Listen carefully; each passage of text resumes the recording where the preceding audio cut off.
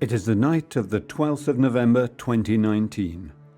Record levels of acqua alta are eating away at precious mosaics and destroying World Heritage landmarks. It is one of the darkest hours for Venice and its fragile lagoon ecosystem. 3 natural events, combined with half a century of corruption, have brought the city to its knees. The sheer survival of one of the most recognizable, romantic and beloved cities on earth, the pearl of the Adriatic, is now at stake. This is the sad story of how decades of ineptitude and corruption have destroyed hundreds of livelihoods and left the city of light and water on the edge of destruction. La sirena. Siamo in gabbia.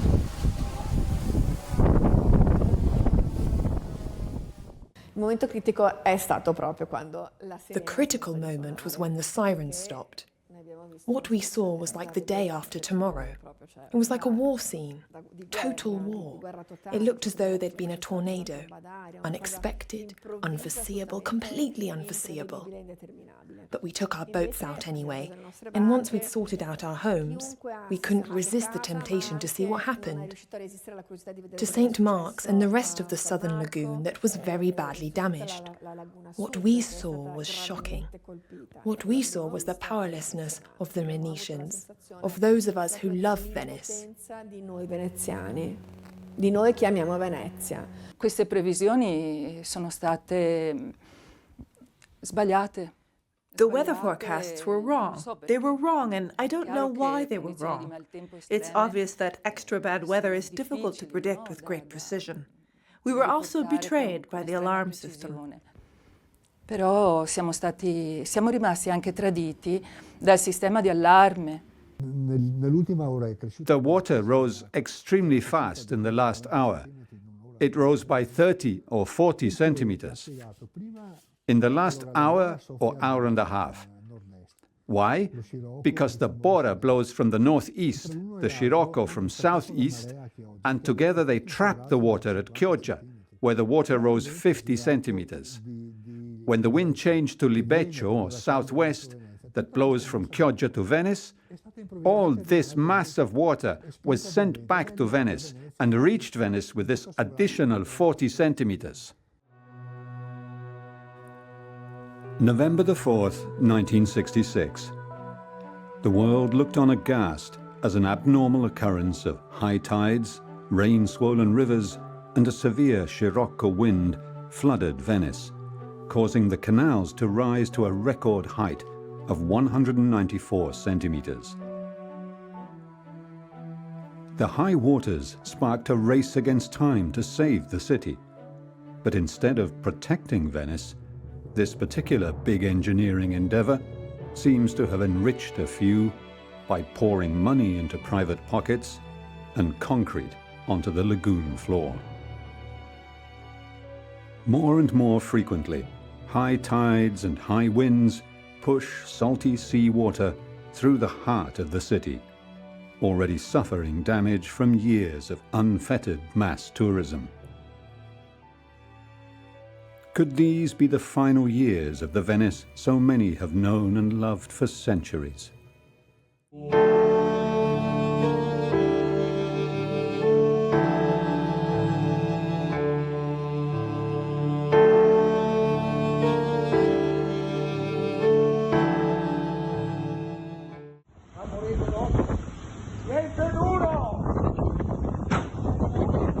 It is the night of the 12th of November of 2019. A strong southeasterly wind, known as the Scirocco, blows warm air towards the Alps, where it clashes with cold air from the north. Acqua alta a Venezia, il livello stanotte ha superato I 180 centimetri. Torrential rain and snow close mountain passes and swell the rivers. A highly unusual cyclone settles over the northern Adriatic. The deadly combination of climatic factors, a high autumn tide and the failure of an unfinished man-made surge barrier turn a natural phenomenon into a tragedy. Seawater is pushed through the 3 openings in the sand spits that run north to south that usually protect the shallow waters around Venice from the storms. The wind whips the lagoon waters into waves that crash into the islands and pushes the salty water first into St. Mark's Square, then the narrow streets and canals of Venice.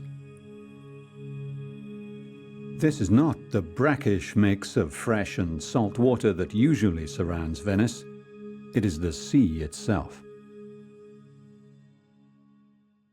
Verso le 17:30-18 del pomeriggio sono partite le raffiche di messaggi e le sirene. Towards 5:30 or 6 of the afternoon, the messages and sirens began that forecast of a worsening situation, that with the last message and the last siren told us it would be catastrophic. Because the message that, due to extremely strong winds with gusts faster than 100 kilometers per hour, the high tide around 11 p.m. could reach 1 meter 90, close to the great flood of the 4th of November, 1966. Avvicinandosi proprio a quella grande mareggiata del 4 novembre del 1966. The wave isn't the usual soft tide that enters in slowly. The tide that in the Venetian lagoon breathes slowly, the tide that comes in and goes out with the same speed. This time, it was the sea itself that came in. Per strada tutti erano impazziti e cercavano di spostare le auto e parcheggiare. Everyone was in the street, trying to move their cars, to park them higher up. People in underwear and their high waders, trying to block the water. But the water came in like a tidal wave, wave after wave of stormy sea. Una mareggiata, proprio un'ondata di mare in tempesta. That night we came close to a tragedy, and out of pure luck there was no tragedy. Everyone in the world has seen the pictures of Riva degli Schiavoni, with the water buses beached on the street, not even half an arm's length from the bridges. This means that the ACTV water buses were lifted by the water and almost smashed into the bridge. The columns of the Doge's palace, the doors of the hotels, the Danieli, all the Metropole, all the hotels in that area. Il ponte, le colonne di Palazzo Ducale, cioè tutto quello che le porte degli alberghi, non so, del Danieli piuttosto che del Metropole, di tutti gli alberghi che ci sono su quella zona. Le onde si sono insaccate all'interno del bacino della laguna. The waves were trapped inside the lagoon and became as high as 2 meters, crashing into the Chioggia, Pellestrina, the most exposed areas of the city. The banks of Giudecca Island have disappeared. Windows were smashed. Boats and water buses sank. Boats cut loose. Water bus pontoons got detached and floated away. It was a catastrophe. Dei vaporetti si sono staccati e sono andati alla deriva.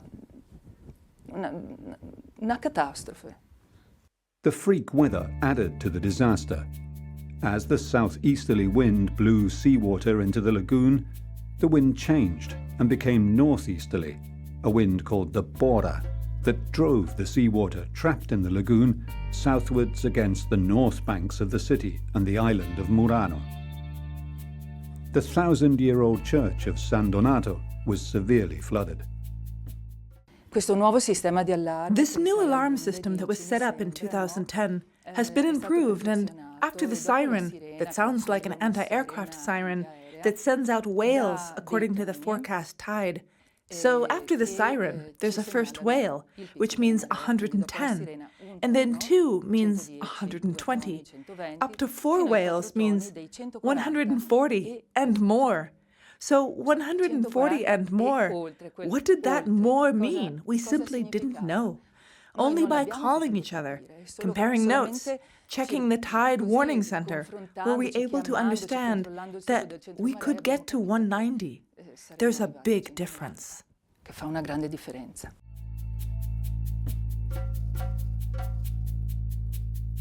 The water began to rise in the heart of the city too, where the church of Santa Maria dei Miracoli, famed the world over for its marble facade, was swamped. MOSE Venice has provided funding for the conservation of over 1,000 artworks in our 50-year history. One of our most important campaigns was the Church of Santa Maria dei Miracoli, which was restored inside and out, removing salts from all the marbles, the marble decoration of the church.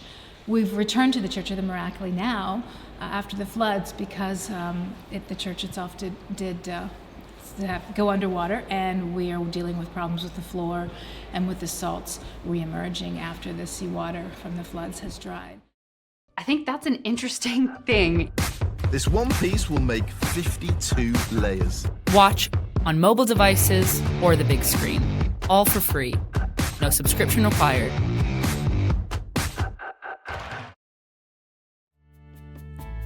Then the wind changed again and blew a deadly tidal wave against the already devastated city. It's the night of the 12th of November 2019, and Venice has been battered by 100 km/h winds, first from the southeast, then from the northeast. Salt water has been pushed into the lagoon, swelling the waters that have risen to over 1.5 meters above sea level. The city is prepared for 1.60 meters, with flood barriers at the entrances of homes and shops. But now, the situation gets even worse. The wind turns again, now blowing from the southwest, a wind the Italians call a libeccio. The huge mass of water trapped in the south of the lagoon begins to move north. Silvio Testa is a veteran Venetian journalist and watched the unfolding events with horror. La Bora soffia da nord-est, lo scirocco diciamo da sud-est. The Bora blows from the northeast, the Scirocco from southeast, and together they trapped the water at Chioggia, where the water rose 50 centimeters. When the wind changed to libeccio, or southwest, that blows from Chioggia to Venice, all that mass of water was sent back to Venice, fast, and reached Venice with this additional 40 centimeters. Then I read a study written by the CNR, which said that we were even lucky because the high water caused by the wind and bad weather did not coincide with the actual lunar high tide. Because if the two had coincided, it would have been 2.20 meters or 2.30 meters. Perché se avessero coinciso i due picchi avremmo avuto 2,20 metri, 2,30 metri. The water rushed northwards at high speed, crashing into the Venetian waterfront and the lagoon-side shores of the outer islands. Shops, homes, libraries, and the city's architectural heritage were swamped by highly corrosive seawater. Homeowners and shopkeepers were already moving furniture and goods higher and higher until they ran out of height. Electrical appliances such as fridges and washing machines short-circuited, and electrical wiring sparked out. The damage was also on the other islands of the lagoon. Pellestrina, Murano, Burano, quiet and quaint during the summer, were pummeled by 2-meter-high waves and 100 km/h winds. Lido, home to the Venice Film Festival and usually safe from the floods, was swamped by the high tide. The water pressure was so high that it broke a window in the crypt of St. Mark's, and the water poured in, overwhelming the pumps that had been installed to keep it dry. The 1,000-year-old mosaics and marble paving was soon awash with highly corrosive salt water. The world watched in shock and sadness as the water rose in the Basilica of St. Mark, one of the finest churches of the Western world. The crypt was soon submerged. The damage incalculable. The beautiful waterfront hallway of Palazzo Pisani, the city's music school, was knee-deep in water. Ancient homes that host the world-renowned biennial art festival were inundated. qui in particolare abbiamo avuto intanto tutto questo. This floor that you see is an ancient floor, an original marble floor that was completely covered in water and repeatedly covered in water in the following 10 days, causing an irreversible damage because not so much the water that is above, rather the water that gets in and goes below, because the water comes in from below and it's salt water. And since it is salt water, it corrodes violently and irreversibly the material with a chemical reaction, and the same problem impacts the wooden structures, all the foundations and the wooden piles.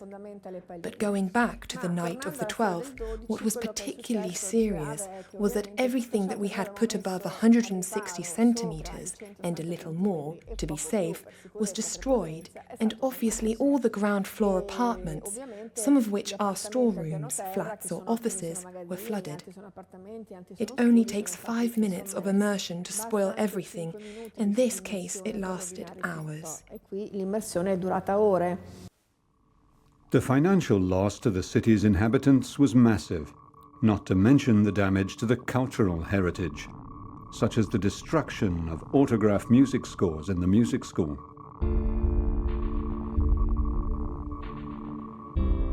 The floors and woodwork of the Gritti Palace along Venice's Grand Canal, a private residence termed luxury hotel, and the Venetian Gothic-style Doge's Palace, and many of the city's churches. The banks of the world-famous Riva degli Schiavoni were devastated, and boats rammed up against bridges.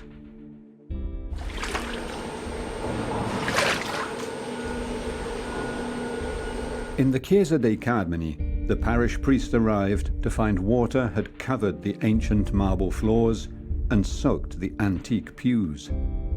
He snapped pictures and then got to work with parishioners to try to move the water out.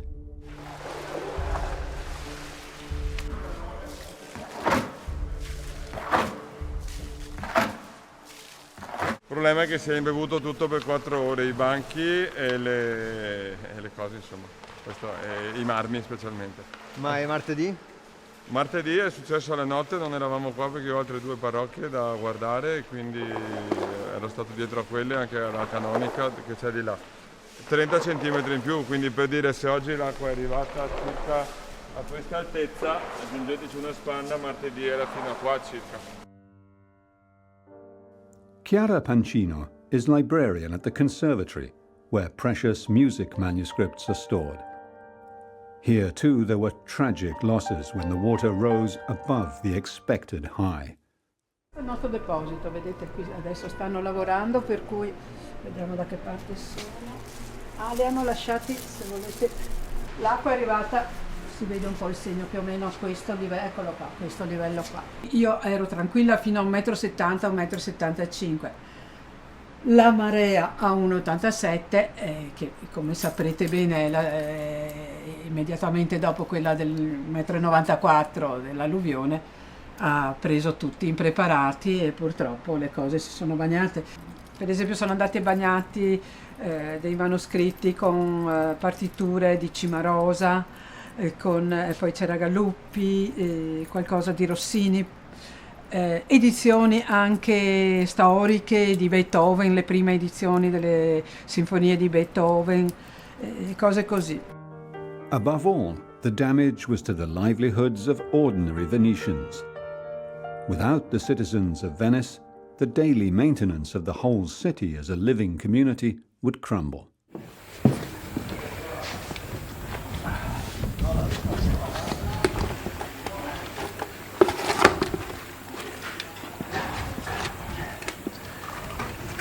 Questo è l'unico MOSE che funziona e costa 6 euro.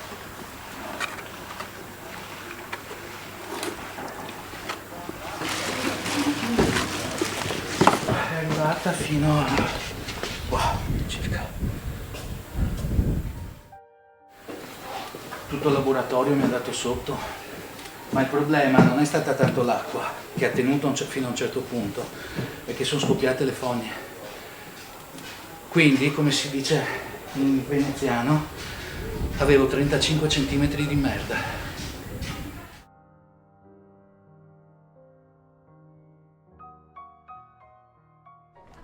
l'acqua. Secondo anche la testimonianza che io di sera non ero qua, dell'inquilino qua sopra, valicato la muretta, quindi fa conto che le barche erano qui a filo, è arrivata e fa conto in proporzione, è entrata anche dalle finestre a questo livello qua, circa, così.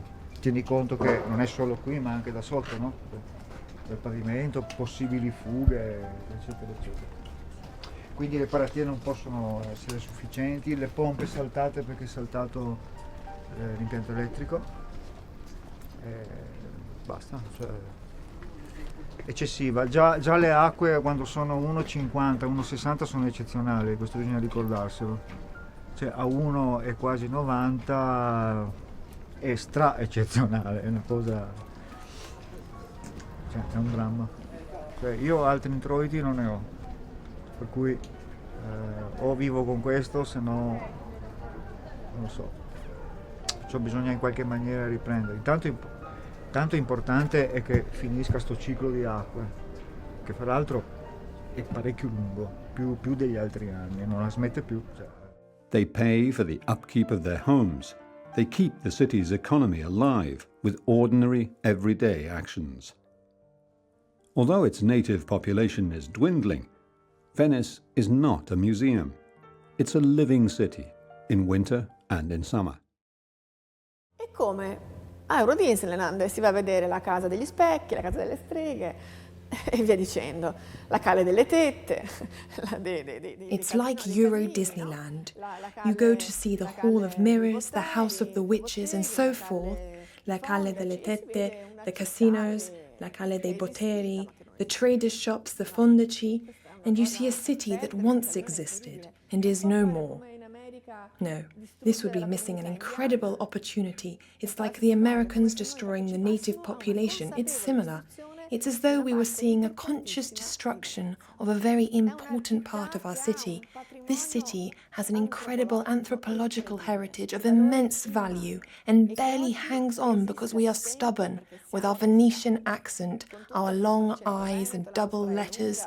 We are stubborn and demand that Venice be recognized as a whole city with its inhabitants. Venezia è una città unicum con I suoi cittadini. The Acqua Alta is not just a normal flood, but an increasingly frequent phenomenon that has been made worse by decades of mismanagement and destruction of the lagoon's natural balance, that has left the city on the brink of utter annihilation. And yet, the catastrophe might have been avoided if the steel walls of Venice's new surge barrier had deployed. But the imposing concrete and steel mega-engineering project called MOSE stayed firmly anchored to the bottom of the lagoon. Only 2 weeks after the devastating flood, under the cover of the darkness of night, did the consortium in charge of building and managing the surge barrier actually perform a secret test on the system, in conditions considerably more favourable. The very survival of the city of Venice depends on the health of the lagoon that surrounds it. It stretches over 550 square kilometres, from the river Sile in the north to the Brenta in the south. The city of Venice and the small islands around it account for only 8% of the whole area. The rest is made up of mudflats and tidal shallows and salt marshes. It is one of the Mediterranean basin's largest wetlands and has provided crucial protection to Venice over the centuries. The lagoon opens into the open sea in 3 places: in the south at Chioggia, in the centre at Malamocco, and in the north and right in front of Venice is the Lido entrance, the widest. These seaward channels have been deeply dredged to allow heavy shipping into the lagoon, profoundly transforming the very nature of the waters around Venice. Il far entrare il mare, la violenza del mare, aprire i canali, non pulire i canali. Letting in the force of the sea, digging channels, not cleaning out the city's canals, but opening wide shipping channels around Venice, means taking the irreversible responsibility for changing a natural system that is extremely delicate. That is the Venice lagoon system. Che ha un equilibrio proprio sottile, che è il sistema della laguna di Venezia. When the water rises, no longer to 60 centimeters, but to 180 or even 120, the ratio of seawater and fresh water changes, and this impacts the fauna and the flora and the consistency of the water. Ha delle refluenze immediate nella fauna, nella flora e soprattutto nell'acqua, nella consistenza dell'acqua. Quando c'era bassa marea. When there was a low tide, you could see land from San Giorgio all the way to Lido. Now you can't see anything. Once, you could wade with the water up to your knees all the way to San Clemente or San Servolo, even the area close to the Giudecca, where we'd go and play. Now, I mean, not close to the Giudecca, but today, towards San Marco a Bocca, where the Venetian galley is, or close to the oil tanker channel, the water is 2 or 2.5 meters deep. It's the sea. Fishermen say the fish have changed. There are no longer any go, but you find sea fish, sea bass at Murano, or breams that were never found before. The city of Venice itself is a marvel of architecture, built on millions of wooden piles inserted into the mud and brackish water to create artificial foundations for the houses. Around the 13th century, the city began flourishing as a trading point between the Near East and the wealthy courts of Western Europe. A new building technique was needed, and the Venetians came up with some incredible ideas. Venetian engineers understood the workings of the lagoon and knew that there would be high and low tides. So, on the one hand, they kept the canals dredged, and on the other, they used alternate layers of brick and marble as the foundation of the buildings. The marble from Istria, now in Slovenia, kept the water from seeping into the brickwork. And since the taller the buildings were, the lighter they had to be, the outer walls were also the supporting structure. The overall weight of the building was reduced by the presence of large windows, a unique characteristic in the Middle Ages.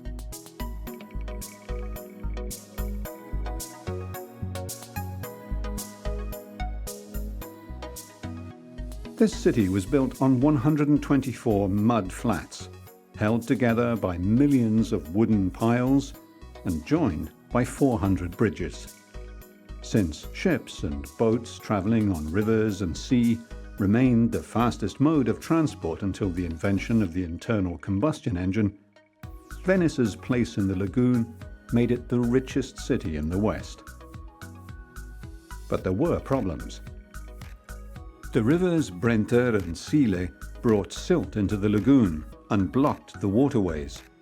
So, from the 16th century, the Venetians built channels to alter the course of the rivers and save the lagoon. Over the centuries, the city of Venice established a balance between its trade over the open sea, the health of the brackish lagoon, and the solidity of its foundations. The tides were the key to keeping La Serenissima healthy. The brackish water is perfect for the health of the foundations. The light architecture can survive a limited amount of subsidence too.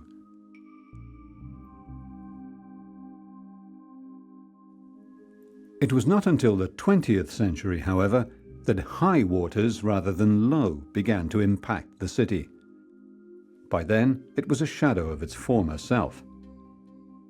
Although water is the city's source of wealth, the industrial heartland of Veneto beyond the lagoon poses a mortal threat and is the real challenge to its survival.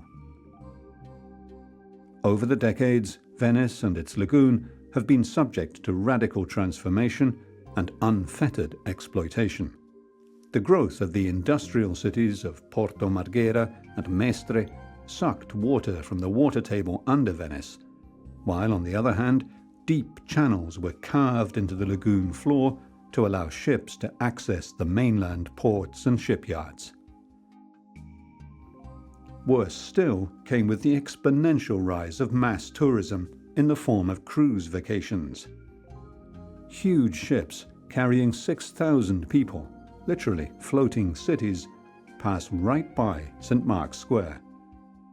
They are even more devastating than the cargo ships, as their wakes not only flatten the lagoon floor, but their idling engines pump hundreds of tons of sulfur into the air of a city that has no cars.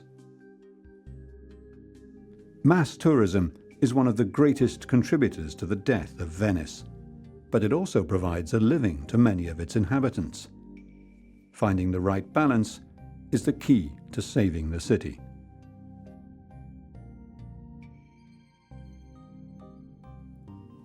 Over the centuries, Venice has been a place of inspiration for the great poets and artists.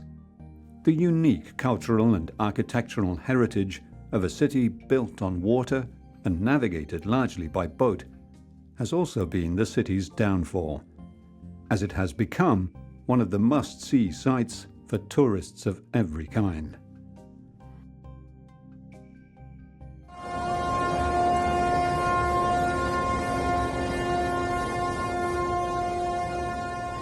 In June of 2019, a 300-meter ship collided with a dock and a small tourist boat in the city's Giudecca Canal, one of Venice's most important waterways, injuring 5 people. And there were calls for a ban on grandi navi, big ships, before it is too late. Non si apre questa!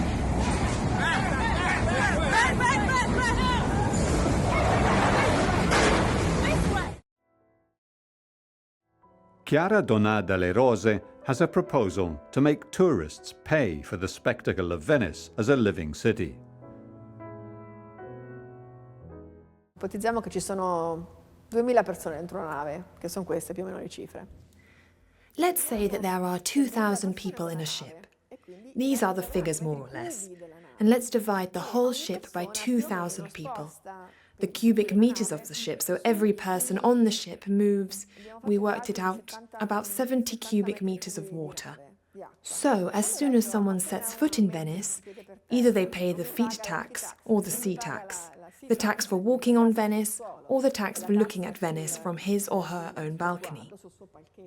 Or they will be doused in 70 cubic meters of water with the same violent force that he or she forces onto my city. That's just an idea, obviously metaphorical, but it's a way of understanding what's happening. Però a questo punto bisogna toccare con mano quello che sta accadendo.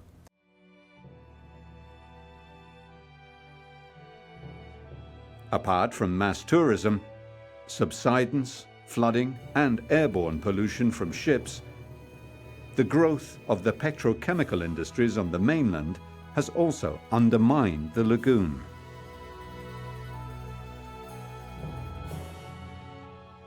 Giuseppe Gambolati of Padua University has studied the multiple threats to Venice over the years.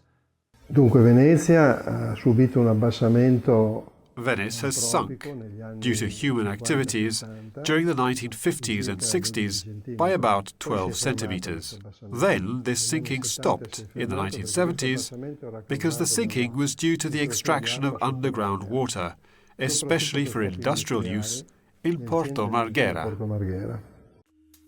The combination of rising seas and sinking sea floor is catastrophic, increasing flooding and erosion of Venice's buildings. In the last century, the 20th century, we estimate that the average sea level has risen by 12 or 13 centimeters. So the sum of the rising sea level and the sinking terrain comes to a total of 25 centimeters. So the city of Venice, over the last century, has lost over 25 centimeters in height with respect to the average sea level. The rising water is causing serious and specific damage to the city's buildings, even when flooding remains within the normal limits. The typical Venetian house is constructed of bricks with a damp course of Istrian limestone that stops water rising and damaging the bricks above. The ground floor of the larger houses also had a well, which drew on rainwater collected in massive cisterns under the street or flooring of the house. The wooden floors and roof beams and, where necessary, chains were used to literally hold the house together.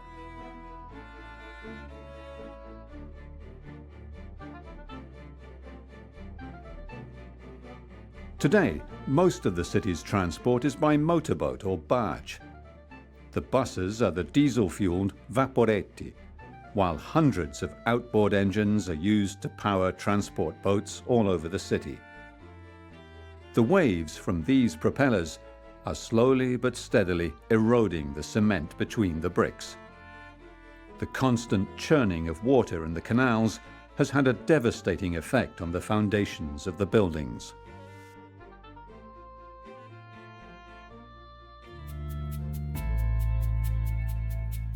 In order to reduce the churning that is eroding Venice's foundations, there is a speed limit on motorboats, and Venice traffic police monitor and photograph speeding boats. In 1966, just 50 years ago, in some places the sea level reached 2 meters higher than average. The question of saving Venice from sinking and the rising sea levels became a national and international priority, and a plan for a massive protection system was set in motion. The project for a surge barrier to block high tides was born and given the name of MOSE, which stands for Experimental Electromechanical Module. It involves positioning dozens of floating barriers on the sea floor to be raised every time an exceptional tide is expected. Over 6 billion euros have been sunk into the most ambitious surge barrier ever built. The idea that Venice could be saved from flooding by mobile dikes that lift up from the sea floor goes back to the 1970s, when big engineering projects were common to solve everyday problems. The MOSE project is managed by a private consortium called Consorzio Venezia Nuova, based in the regenerated arsenal of Venice, and has been dogged by administrative and legal obstacles, and also by the biggest corruption scandal the city of Venice has ever seen.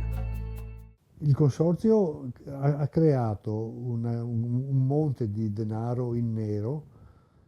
They created a slush fund by paying the suppliers a higher fee than required against invoices that did not correspond to the actual work done. Corrispondevano ai lavori fatti, no? E poi le ditte che ricevevano più soldi recedevano al consorzio una parte di questo denaro. So the companies that received more money sent some of it back to the consortium, under the table. So the companies earned more money, they were cooperating with the consortium, and the consortium created a slush fund that they used. At least that's what the investigation says, so as to pay people who had to authorize the work as it progressed. Chi doveva autorizzare l'avanzamento dei lavori. The disaster of the 12th of November 2019 raised serious questions about how the project has been designed and managed. The mayor of Venice at the time the project was launched asked naval engineer Vincenzo Di Tella to present an alternative project to the government that involved a gravity-based system, with gates that were raised not facing the tide, but lying in the opposite direction. Questo progetto fu scelto dal comune come alternativa al MOSE. This project was chosen by the city as an alternative to the MOSE because the costs were 1/5 of the costs of the MOSE. The cost of maintenance, if you compare the two, would have been 1% of the cost of the project, which is the norm, not the 120 million euros we're talking about today. So they brought me to Rome to speak to the technical committee about the issues where I would have said what were the weak points of the MOSE and what were the advantages of the gravity-operated barriers. Bene, quando loro mi videro, non mi fecero neppure parlare. Sulla base di questo, poi è successo che il... When they saw me, they didn't even let me speak. On the basis of this, the Technical Commission of the city, seeing that their proposal had been rejected, decided to give the matter to the French company Principia to study the dynamic behavior of the MOSE barriers and the gravity barriers. Esaminare il comportamento dinamico dell'apparatoio MOSE e dell'apparatoio a gravità. An international group of experts called in to evaluate the project made two recommendations that were ignored. One was to verify that it did not produce dissonance, and the other that mathematical models be used to design the final project. The French company, hired by the city of Venice, highlighted a design flaw that they identified in the MOSE. The instability which occurred under sea conditions with a wave frequency of more than 8 seconds, with the different reaction of the independent gates according to their position along the whole barrier, as each moving gate produced its own waves that interfered with the incoming sea. The test basins where the walls were tried out were too small to properly simulate the behavior of this massive structure during real high tides. No serious mathematical models of the MOSE in operation were attempted. How the MOSE will react to high seas and strong winds is still a concern. Vincenzo Di Tella has been asked by the consumer protection watchdog Codacons to analyze the project. Dynamic instability means that when I move the gate with a regular sea, waves of 8 seconds, the wall reacts not only at 8 seconds but also at 16, so half the wavelength. And this is called subharmonic frequency or dynamic instability. There is no mathematical model that can simulate it, and the tests carried out in the water basin are affected by the scale effect, so are not realistic. In the sea, viscosity is real, while in the test basin it's artificial. I could find that the gate goes and beats against the bottom of the sea or against the reinforced concrete structures and breaks off. The MOSE is designed to protect Venice from high tides. When a high tide is predicted on the basis of wind and tidal data, compressed air is pumped into the barriers, which rise slowly to the surface, blocking the influx of water from the Adriatic Sea.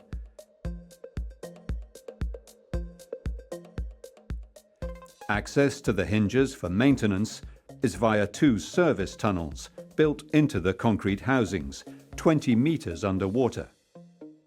Should these flood, there is an emergency access door in the next room for divers to enter. These have to be kept watertight and are regularly checked. Giovanni Zarrotti is the lead engineer on the MOSE project. He has seen it grow over the years and now heads up the team that will bring it to fruition. In all, there are 78 barriers, but more were actually built because there are 2 spare barriers for every lagoon entry. And the reason for this is that these barriers will have a periodic need for maintenance. So in order not to leave the place where the barrier has been removed without, while it is being repaired, the extra and identical barrier is positioned there as soon as the barrier due for maintenance is removed. The effects of the different water levels can be seen in this graph, where the amount of flooding is shown in blue. Tides of 80 centimeters automatically flood St. Mark's Square and a few other places. But with the sea at 130 centimeters, the whole city is flooded. It is a hard decision to make to close the water barrier and brings enormous responsibility. Andrebbero prese le paratoie come sono state realizzate dalla una società tipo Principia, ma ci sono. They should take the gates as they have been built and give them to an outside company, like Principe, or others in the world, Norwegians or Americans or others, that can simulate this and analyze if they work or not. Funziona, allora si prosegue, si cerca di fare il sistema di controllo come Dio comanda e poi... And if they do, proceed and try to create a system of checking them properly. Bisogna fermarsi ed evitare di fare una figuraccia di fronte al mondo. And if they don't, we need to stop the whole thing and avoid making a bad impression on the whole world. Because to find ourselves with a high water and waves and find one of the gates washed up in Piazza San Marco would be a terrible thing to see. Questa è un po' la nostra posizione. The MOSE was conceived of to protect Venice from high water, but also to guarantee access to the port system of Venice. If we had not had a port inside the lagoon, we would not need the MOSE. But why have they had to maintain the canals that lead to the oil refineries and have dug all these deep channels to bring ships into the industrial areas? All these major access points, these enormous autostrade. It is because there is the port. Otherwise, we could have done an entirely different kind of intervention. Quello che diciamo va detto, perché recentemente tutti quanti... Well, I have to say that since everybody's saying that at this point we've done 90%, we might as well finish the project and see how it works, I have to say this is technically absurd. According to the best practices, the test run is done by comparing it with the project plans. But if there's no project plan, how are you supposed to do a test run? Avviene verificando se quello che è stato realizzato corrisponde al progetto. Se invece io non ho il progetto e il MOSE non ha un progetto, lei mi dica come faccio io a fare collaudo. Ho come l'impressione che loro dicono che sono il 93. My impression is it's been said they have 93 or 94% of the work done, but I think it is more like they have finished 93 or 94% of the funds available. There is still work to be done. For example, the electrical command centers to control the surge barrier, the part of the electrical mechanics to control the single gates. Very complex systems. Perhaps there are those thinking the worst who suggest that perhaps they do not really want to finish it because they too have their doubts. C'è chi, pensando male, crede che non vogliano finirlo perché hanno anche loro delle perplessità su quello che potrà essere. On the fateful night of the 12th of November 2019, the sea walls on the island of Palestrina, built by the consortium, actually contributed to the disaster by keeping the water on the island. However, the sea surge did come from an unexpected direction: the lagoon. Il leitmotiv dopo l'acqua alta di questi giorni. The leitmotiv after the high water of these days was, we have to finish the MOSE, as if it were the only problem, ignoring the pollution, the changing lagoon, subsidence, erosion, the poor management of tourism. It seems the special law is just reduced to creating a tap at the mouth of the port, and everything else is just a detail. E che tutto il resto sia secondario e destinato a passare in cavalleria. Noi siamo consapevoli che appena l'acqua se ne va via, appena noi mettiamo... We realize that as soon as the high water goes away, after we have fixed everything back up, everyone will have forgotten. It will be February and there will be Carnival, and in May the Biennale of Venice. Everyone will come in here and use Venice like a beautiful red carpet that belongs to everyone, and they will spend billions on parties, but in the end, there is nothing left for Venice. It is a vain and selfish perception of Venice, which is made up of fishermen and regular people who go to courthouses and schools and live their lives like in every other city in the world. Che vive la sua vita come tutte le altre città del mondo. However close the city came to destruction, Venetians woke up to the arrival of droves of volunteers from around the region, who came to help the ordinary Venetian shopkeepers and save the city's great cultural heritage. È stato messo in salvo parecchio materiale Da quanto io so, grazie anche. A lot of things were saved thanks to the help of volunteers who rushed down to the city. There was a solidarity, a network of solidarity and help that was incredible.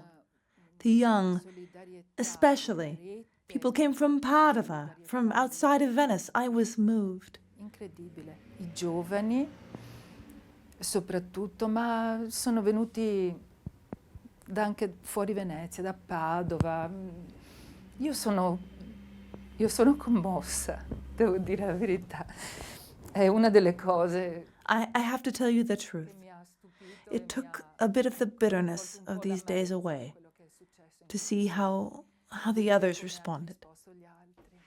The cleanup began, and a few days later, the sun came out on a city that had found its will to survive even the worst disaster.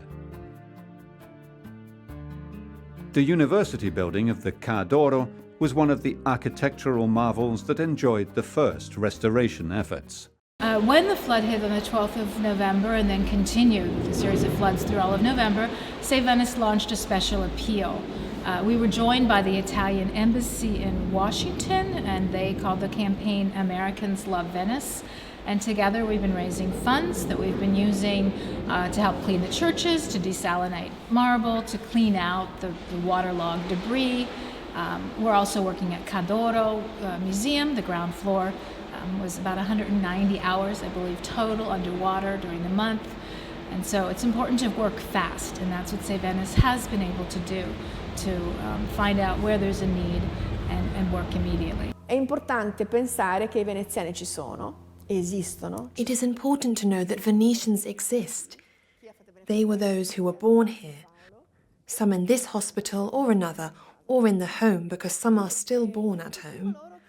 All of those who chose to live here and who desire to stay. All the students who come here to study want to stay here.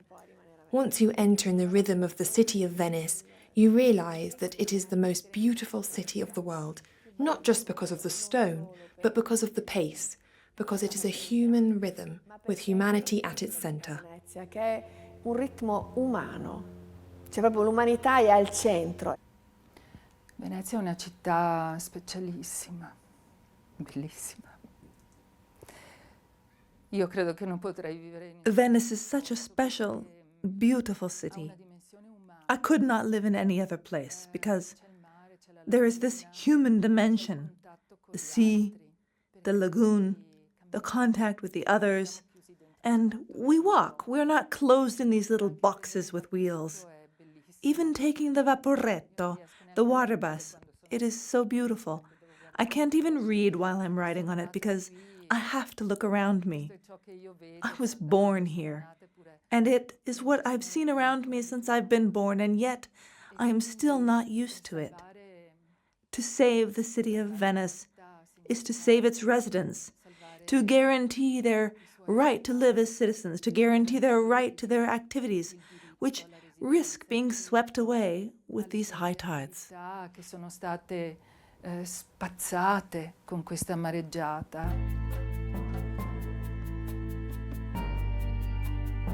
At 1.87 m at its highest point, the Acqua Alta of November 2019 is the second highest flood ever recorded. These floods happen several times a year, but they are getting more frequent and adding to decades of damage caused by mass tourism, rising sea levels, incompetent and corrupt government. The city of light and water, La Serenissima, is at risk as never before of disappearing beneath the very waters that sustained her for centuries.